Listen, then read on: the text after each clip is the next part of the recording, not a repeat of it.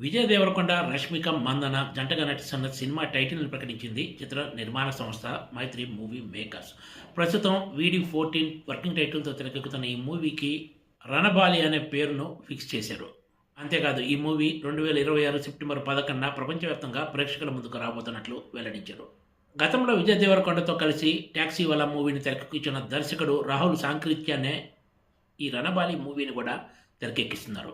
British వాళ్ళు భారతీయులపై చేసిన అకృత్యాలను ఎదుర్కొన్న యోధుడి కథగానే ఈ మూవీ తెరకెక్కబోతున్నట్లు చిత్ర యూనిట్ సోమవారం నాడు విడుదల చేసిన వీడియో చూస్తే స్పష్టమవుతోంది.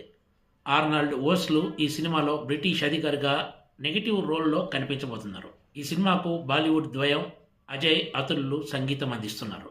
మైత్రి మూవీ మేకర్స్ భారీ బడ్జెట్ తోటి ఈ సినిమాను నిర్మిస్తోంది.